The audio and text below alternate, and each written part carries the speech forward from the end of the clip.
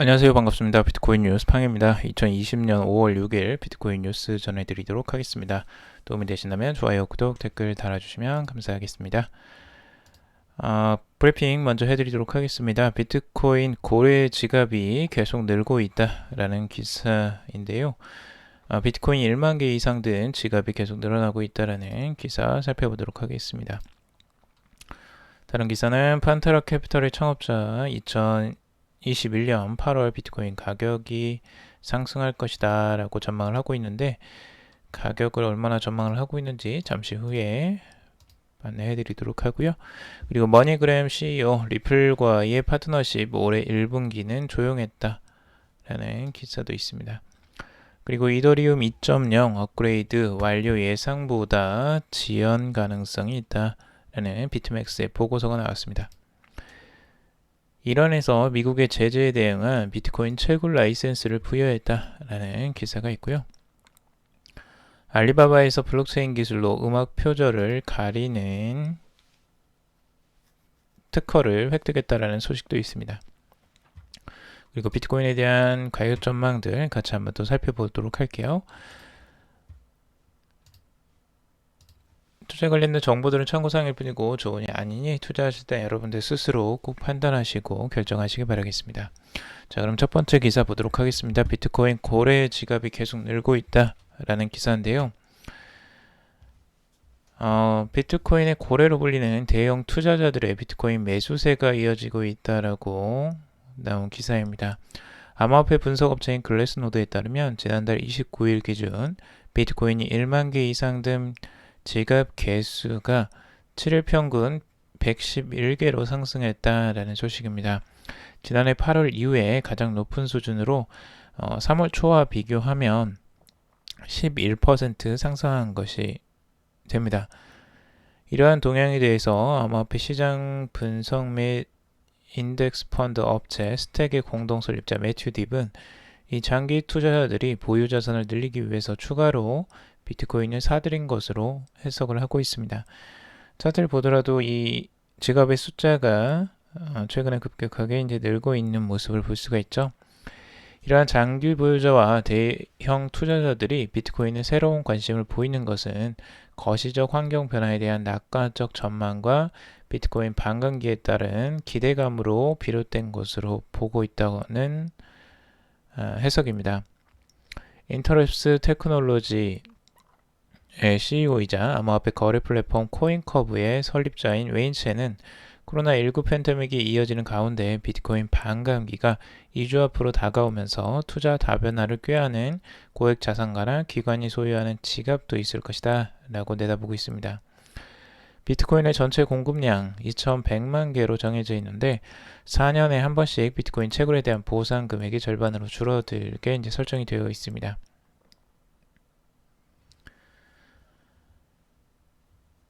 이번에 글로벌 투자 플랫폼 이토로의 암호화폐 전문가 사이먼 피터스는 이렇게 이야기를 했습니다. 미국의 경제 전망 악화와 무제한 통화 공급으로 달러 가치가 하락하고 인플레이션이 발생할지 모른다는 우려가 커져 안전자산을 찾아 비트코인에 관심을 돌리는 투자자들이 늘고 있다. 비트코인의 시세는 역대 고점인 1만 9천 달러를 쉽게 넘어설 수 있을 것으로 내다봤다. 이와 같이 낙관적인 전망은 이미 6주 전부터 이어지고 있는데요. 그동안 대형 투자자들 사이에서는 비트코인 투자 비중을 늘릴 만한 동기가 충분히 있었다고 보고 있습니다.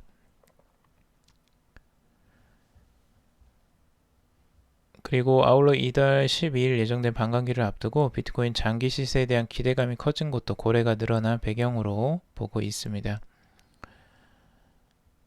아무래도 이제 희소성이 높아지는 것에 대한 기대감을 지금 갖고 투자를 한다라고 해석을 하고 있습니다.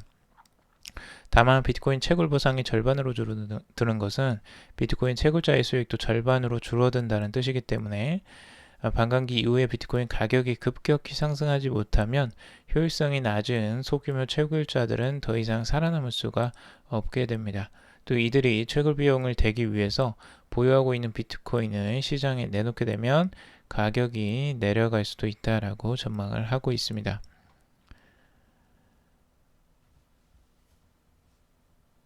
그래도 이제 최근에 비트코인에 대한 긍정적인 전망들이 많이 나오고 있는데요.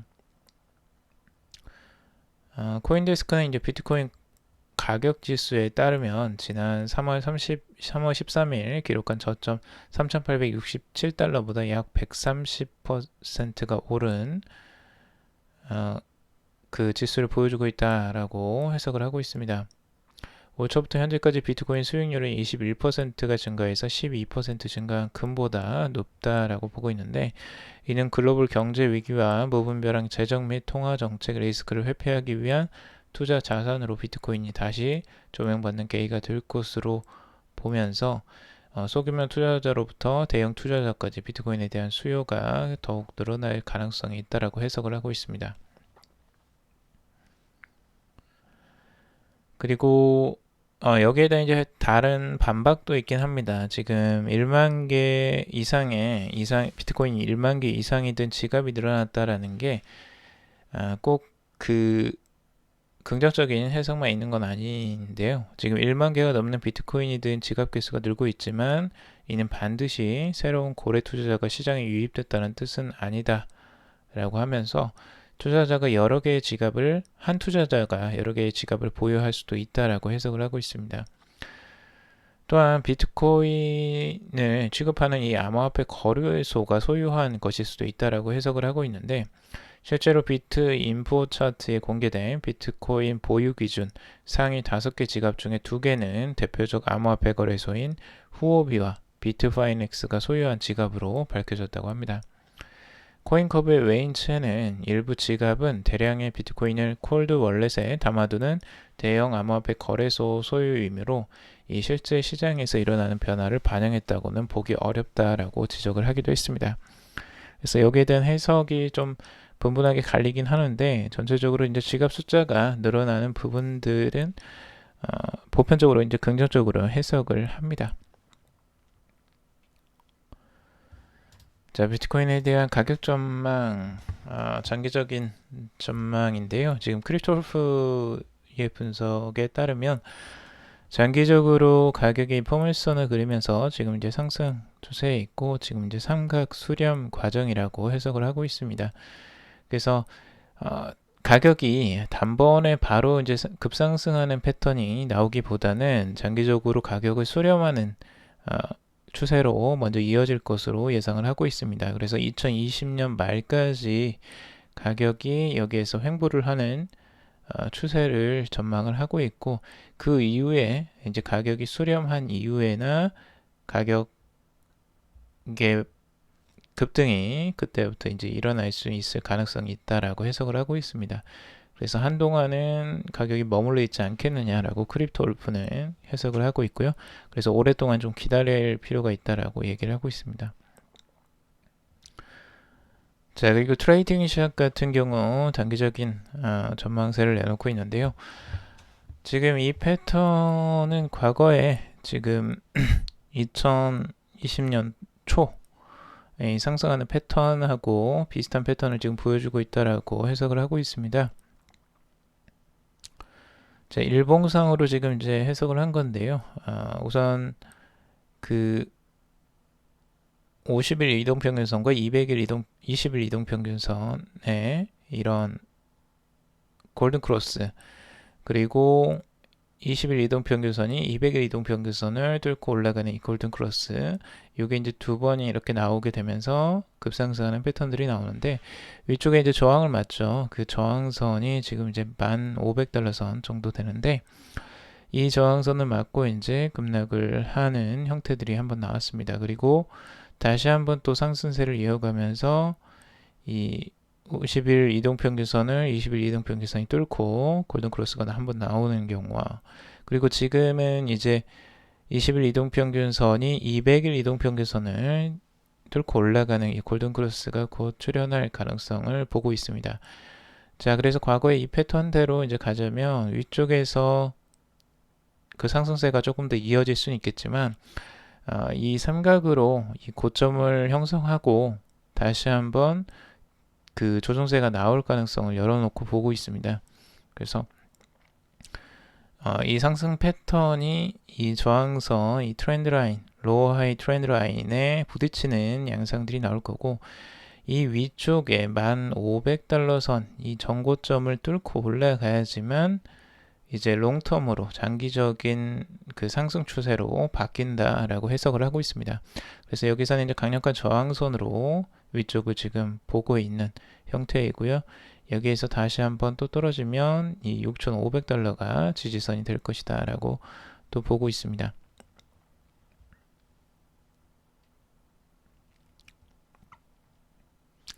자, 그리고 알람 마스터즈의 분석인데요. 알람 마스터즈는 지금 위쪽과 아래쪽 둘 다 이제 보고 있습니다. 그래서 상승과 하락 패턴에서 위쪽의 고점인 이 로하이 트렌드 라인을 뚫고 올라가느냐, 아니면 여기에서 저항을 맞고 다시 한번 떨어지느냐. 단기적으로 이제 4시간 봉으로 봤을 때 가격이 이 저항을 맞으면 아래쪽으로 좀 더 하락할 가능성들을 열어놓고 보고 있고요. 그래서 8,500에서 지금 8,110달러 선까지도 하락할 가능성이 단기적으로 있다. 그리고 만약 이 트렌드 라인을 깨고 올라가게 된다면 전고점인 9,485달러까지도 바라볼 수 있다라고 해석을 하고 있습니다.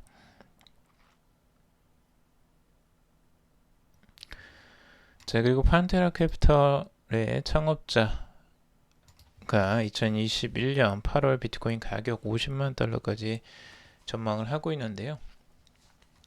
워낙 이런 전망들은 뭐 10만 달러다, 50만 달러다, 뭐 100만 달러까지도 전망을 하는 경우가 많은데, 명확한 이제 뭐 증거나 이런 부분은 좀 미약합니다, 실제적으로.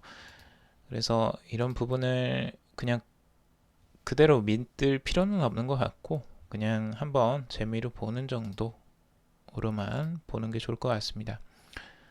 우선 판테라 캐피털의 창업자 댄 모헤드가 투자자들에게 보관하는 서한에 이달 12일로 예정된 비트코인 반감기 이전에 누계 대비 증감률, 이 YTD 실적을 언급을 했는데요. 그에 따른 비트코인은 2021년 8월 50만 달러를 넘는 최고치를 기록하면서 큰 상승할 가능성이 있다라고 예측을 하고 있습니다. 2021년 8월입니다. 아직 1년이 넘게 남았어요. 아무튼 해당 예측은 금, 석유, 벤처캐피탈과 비교해서 절반으로 줄어드는 비트코인에 대한 그의 견해와 함께 암호화폐 가격에 어떤 영향을 미치는지에 대해서 언급을 했습니다. 비트코인의 공급이 절반으로 줄어들었을 때 다른 자산과 동일하다고 가정한다면 가격은 상승해야 한다라고 주장을 했습니다. 또한 비트코인은 역사적으로 반감기가 되기 459일 전에 바닥을 치고 그 뒤 상승했으며 반감기 후 평균 446일 후 가격의 최고점을 형성했다라고 주장을 했습니다. 만약 역사가 반복된다면 비트코인은 2021년 8월 53만 3,431달러까지 상승할 것이다 라고 보면서 분명히 이것은 가정입니다. 물론 해당 가격이 터무니없는 소리로 들릴 수 있습니다. 단지 이는 50대 50 이상의 확률로 상승할 가능성에 대한 것입니다. 라고 이야기를 했습니다. 한편 그는 지난 3월 25일 투자자에게 암호화폐가 금을 능가하기 때문에 전통 자산과 비교한 비트코인 실적을 언급했는데, 여기서 전통 자산은 매각 날짜가 지났으며 금은 5천년 동안 존재해왔기 때문에 하룻밤 사이 사라지지는 않을 것이라고 밝히기도 했습니다. 그리고 석유 시장에 대해서도 이제 언급을 했는데요. 석유는 끔찍한 자산군이었다. 그 35년 복합 연평균 성장률에서 제로를 기록했으며 더군다나 가장 좋은 시기에도 6%를 기록한 적이 없습니다. 이에 비해 비트코인은 9년 동안 연평균 215%를 기록했으며 세계의 어떤 로컬 지역과의 상관관계가 전혀 존재하지 않습니다. 라고 말을 했습니다.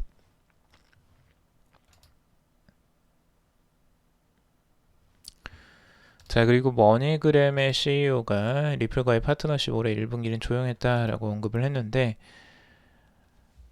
글로벌 송금기업 머니그램 알렉산더 홈즈 CEO가 리플과의 파트너십 측면에서 이번 분기는 조용한 분기다라고 말을 했습니다. 머니그램은 나스닥에 이제 상장이 되어 있고 이날 투자자들과 2020년 1분기 실적에 대한 어닝콜을 진행을 했는데요. 지난해 6월 리플은 머니그램과의 파트너십을 발표했습니다. 당시 리플은 머니그램에 2년간 최대 5천만 달러 규모의 지분 투자를 한다고 밝혔습니다. 리플은 머니그램의 디지털 자산을 활용한 국경 간 결제 및 외환 결제의 핵심 파트너로 활동할 예정이다 라고 설명을 했는데요. 근데 그런 파트너십을 시사했음에도 불구하고 홈즈 CEO는 시장에 새로운 상품을 출시한다거나 서비스를 확대한다는 측면에서 이번 분기는 비교적 조용한 분기였다라고 말할 수 있다고 밝혔습니다.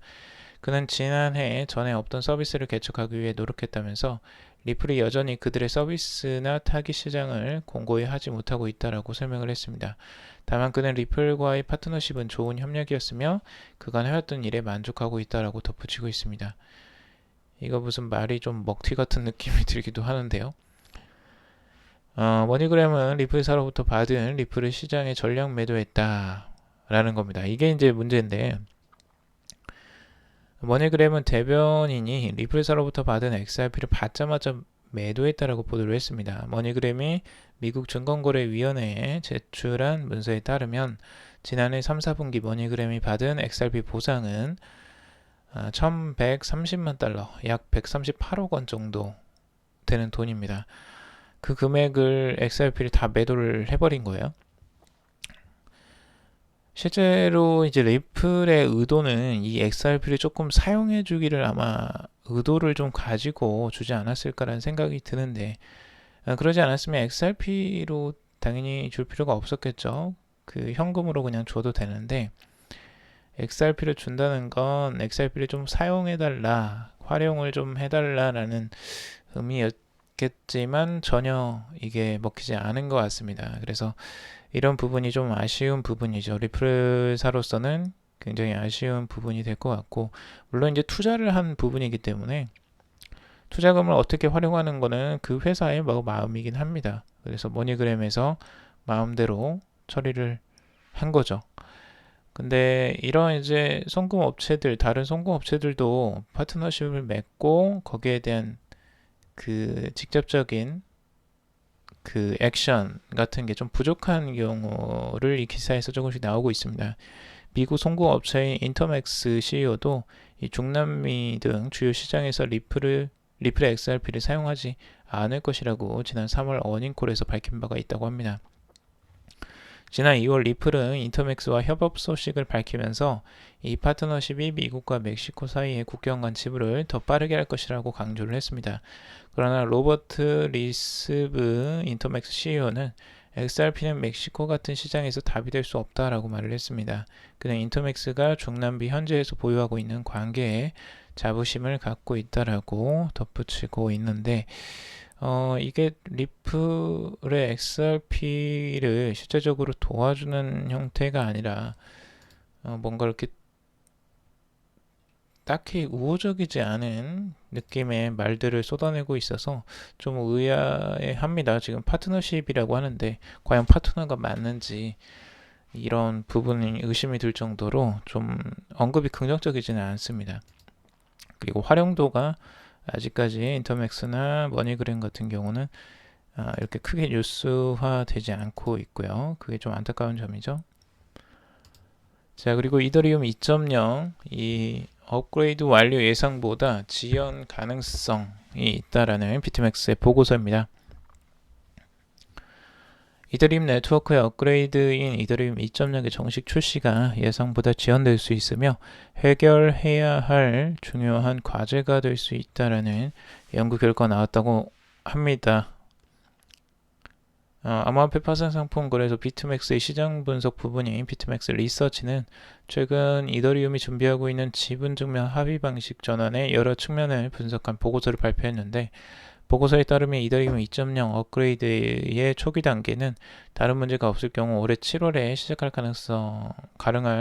시작이 가능할 전망이라고 보고 있는데, 그러나 보고서는 조만간 업그레이드된 블록체인으로 전환하는 작업이 시작되더라도 전체적인 업그레이드가 완료되기까지 길게는 몇 년이 소요될 수 있을 것으로 예상을 했습니다. 특히 이더리움 2.0에서 확장성 문제 해결을 위해 제안된 샤든 기법이 해결 과제를 추가했다라는 평가를 받았습니다.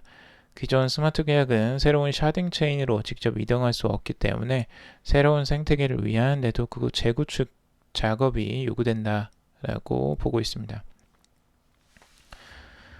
그래서 이더리움 2.0이 지금 이제 업그레이드가 아무래도 전체적으로는 시간이 좀 걸릴 것 같고요. 이게 단계적으로 지금 계획이 되어 있습니다. 우선은.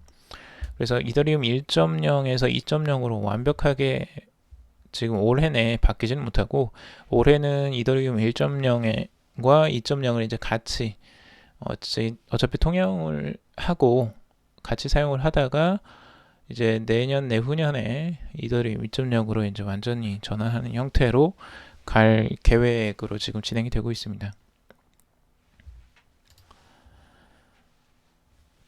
자, 이란 미국의 제재에 대응한 비트코인 채굴 라이센스를 부여했다라는 소식인데요. 이란의 터키 기반 기업인 이 아이마이너에 비트코인에 대한 채굴 라이센스를 발급했다고 현지 언론이 전했습니다. 아이마이너는 채굴 기업은 최근 6,000개의 채굴 장비를 운영할 예정이며 총 컴퓨팅 능력은 초당 96,000이라고 밝혔습니다. 현지 보도에 따르면 채굴 산업은 이란의 중앙 도시인 셈난에 위치할 예정이며 시설을 설치하는 데 드는 비용은 730만 달러에 육박할 것이라고 전했습니다. 특히 이번 이란 채굴의 사업은 미국 경제 제재에 대한 영향력을 완화하기 위해 비트코인을 활용할 계획이라고 전했는데요. 이번에 이란 산업무역부가 허가한 아이마이너 기업은 터키, 러시아, 미국 등 5개국에 300명 이상의 직원이 근무 중이라고 합니다. 이슬람 국가들의 저렴한 전기로 인해 이 비트코인의 채굴 사업이 활기를 띠고 있는 현 시점에서 특히 세계에서 세 번째인 석유 생산국이 이란은 값싼 전기료의 이점으로 정치적이나 경제적으로 미국 달러에 대한 영향력으로부터 벗어나기 위해 비트코인의 활용을 시도할 계획인 것으로 알려져 있습니다. 비트코인의 영향력이 갈수록 커져가고 있는 상황에서 이란이 달러를 벗어나려고 하는 이런 조치가 비트코인 가격에 긍정적인 영향을 끼칠 것으로 기대를 하기도 합니다. 자, 알리바바에서 이 블록체인 기술로 음악 표절을 가린다라는 소식입니다. 중국 이커머스 대기업인 알리바바가 음악의 유사성을 확인해서 표절, 저작권 침해를 막을 수 있는 블록체인 시스템 특허를 획득했다고 지난달 30일 코인데스크가 보도를 했습니다. 알리바바는 음악 업계의 주요 이슈인 표절 문제를 해소하기 위해서 블록체인 컨텐츠 보관 분석 시스템에 관한 특허를 미국 특허청에 출원을 했으며 지난달 21일 승인을 받았습니다. 해당 블록체인 시스템은 하나의 검증 노드와 다수의 음악 라이브러리 노드로 구성이 되는데요. 검증 노드는 음악의 독창성을 분석하고 라이브러리 내 다른 음악과 비교해 음율, 박자, 가사, 연주 등의 유사성을 평가한다고 합니다. 시스템은 음악 콘텐츠를 블록체인에 등록하고 유사성 비율을 포함하는 검토 보고서에 요약을 한다고 합니다. 이 콘텐츠의 독창성 평가에 다수의 라이브러리 노드들이 참여하게 된다고 하는데, 알리바바는 현재 음악 콘텐츠의 유사성 분석을 통해 표절 여부를 확인하는 플랫폼은 없다라고 하면서 표절자가 활동할 수 있는 빈틈이 크다라고 지적을 했습니다. 최근에는 이런 이제 음악적인 표절 저작권 침해까지도 이 블록체인 시스템을 통해서 막을 수 있는 시대가 오는 것 같습니다. 정말 시대가 급변하는 걸 느낄 수 있는데요. 앞으로 이런 부분들이 이제 음악 저작권과 제작자에게 이제 수익이 제대로 돌아갈 수 있는 시스템을 또 만드는데 또 좋은 역할을 하기도 할 것 같습니다. 자, 오늘 여기까지 정리를 해봤습니다. 여러분들 도움이 되셨길 바라고요. 도움이 되셨다면 좋아요, 구독, 댓글 달아주시면 감사하겠습니다. 투자에 관련된 정보들은 참고사항일 뿐이고 좋으니 아니니 투자하실 때 여러분들 스스로 꼭 판단하시고 결정하시기 바라겠습니다. 금일도 방송 들어주셔서 정말 감사합니다.